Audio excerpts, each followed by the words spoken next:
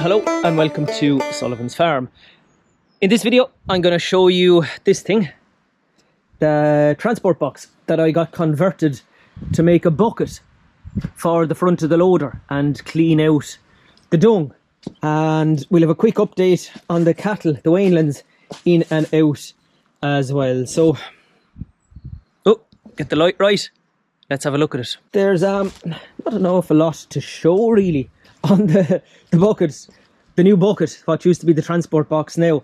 The brackets there are just welded on. The man cut off the 3-pin connection that was on the back there. You can kind of see where that was. Now, somebody suggested that might have been handy to keep that as an option, but look, I wasn't too bothered when he cut it off. So they're fairly straight then, the Euro brackets themselves. Now, I'm not great at getting the loader on and getting the loader off of the tractor, but look, I kind of figure it out. Sometimes it takes a bit of encouragement, but I don't mind that kind of work either. As long as I know what I'm doing, I don't mind that kind of encouragement work. So look at it here, and I'll show you then some of the work that I've done, like the inside of it. But I gave it a bit of a clean after doing the top half of the shed.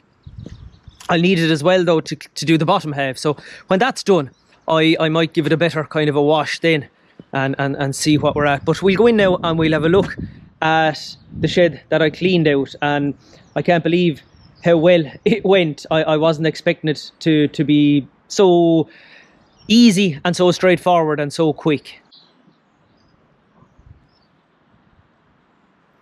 We're in the shed here now. This is the top half of the new shed that the heifers were in there up until a couple of weeks ago, 2 weeks ago now. And this is where I cleaned out with the new bucket loader. So as I said, I can't believe, I'm very surprised, delighted it went so easily and so well. I wasn't expecting it to go that well.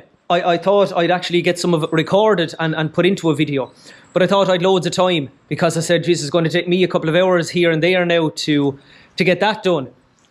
But then all of a sudden, within the space of maybe an hour, I had the majority of it done. So it was a little bit awkward getting into some of the corners, like in there. As somebody had suggested, or a couple of people probably suggested, it would be a bit awkward because the bucket wasn't wider than the front wheels of the tractor. But and that was the case. Like, you know, I did believe it at the time, and then I saw it as well. But I don't mind the odd bit of shoveling or sprung and dung here and there, as long as it's not an ongoing thing. I think it's good for the body and it's good for the mind. Like we'll say it builds up the core and the triceps and the biceps and all that kind of carry on. But it helps me kind of clear my head as well. Like if you're trying to figure something out as to what I'll do next, or what I should have done there, or you know, you read something or you see somebody else doing something and you think, well, how could I apply that to here? And when you're doing a bit of spronging and a bit of kind of manual labour like that, it helps me get things straight anyway. So, but yeah, that's kind of it. This is the shed cleaned out now, ready for the calves. Now I'm going to have to wait until these weanlings go out to power wash it properly. But we'll get around to that too, hopefully in the next week, and we'll go from there then. One thing to show as well then, there's a bit of straw after falling from there. But when the shed was cleaned out, I got our eldest to come over and give me a hand. We brought out a few bales of straw from the shed, you know, on the other side of that shed, and threw them up there. So what we'll do for the calves is roll out a big bale of straw and then just top it up with a few bales thrown down from there. Now I need to figure out, that's something to do the next time I'm sprung and dung or shoveling stuff, how exactly that is or that isn't going to work, because it's not ideal. I don't want to be bringing out a ladder, having to climb up there to get at the top bale. But it's a little system that I'm hoping will work next year, and when we're getting the straw next year, we'll just throw it straight up there, and that'll make us a bit more efficient as well. These are the outwintered weanlings then. They've finished the fodder rape at this stage. They're not fully out on grass. They're in and out by day and night as well. There's a nice Angus heifer now. We might put a bull into her, will we, or an AI straw. You wouldn't know what had happened yet. We'll figure it out. But they're doing okay. It's just about managing grass ahead of them now.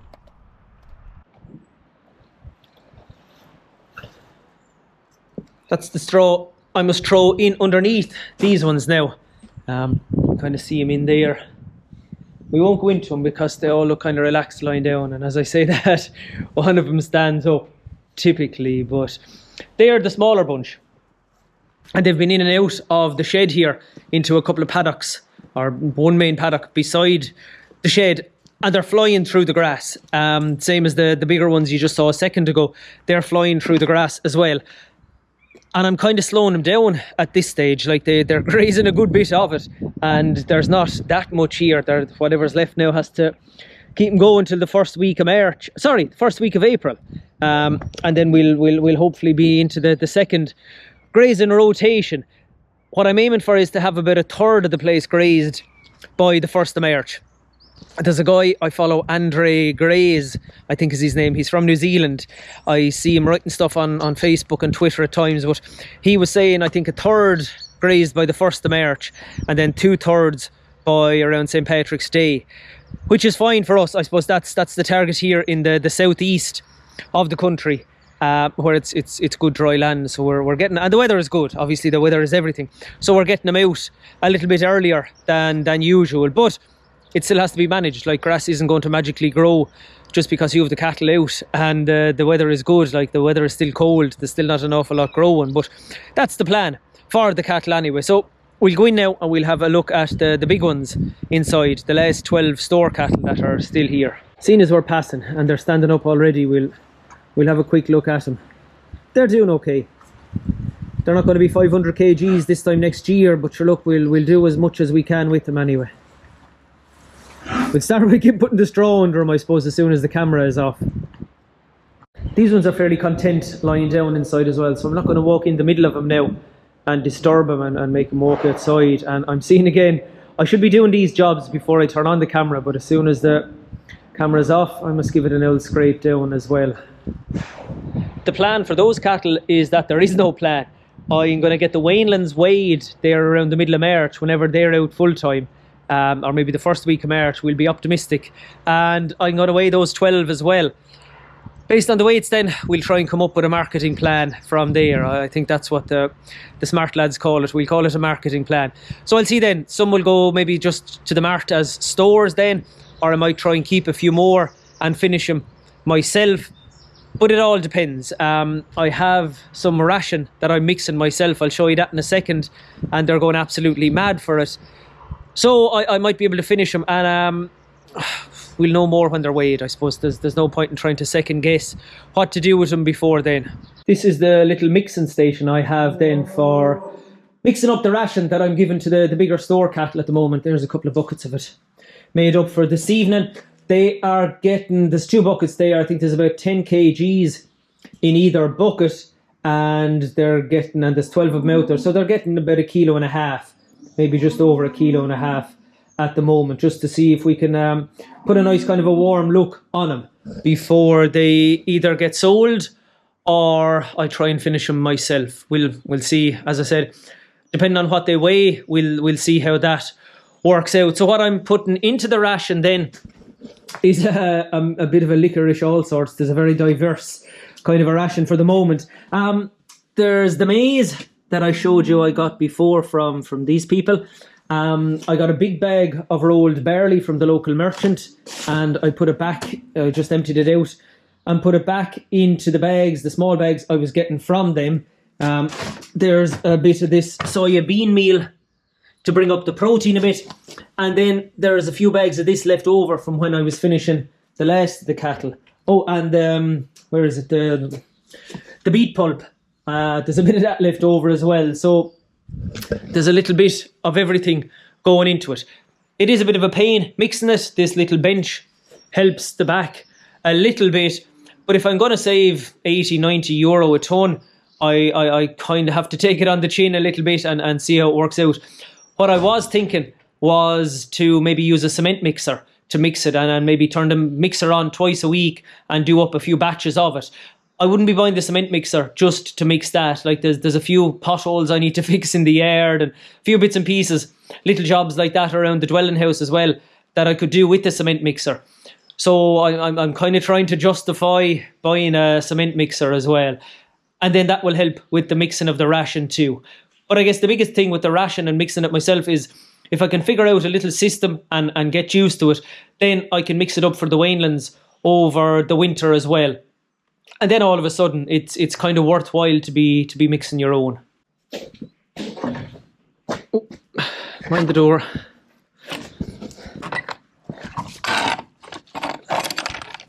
So that's it for this video, a quick roundup.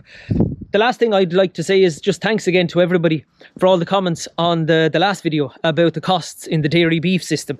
I'm still working through them, still reading them and trying to make sense of them as I'm spronging dung and shoveling stuff. But it's really, it's what makes these videos for me.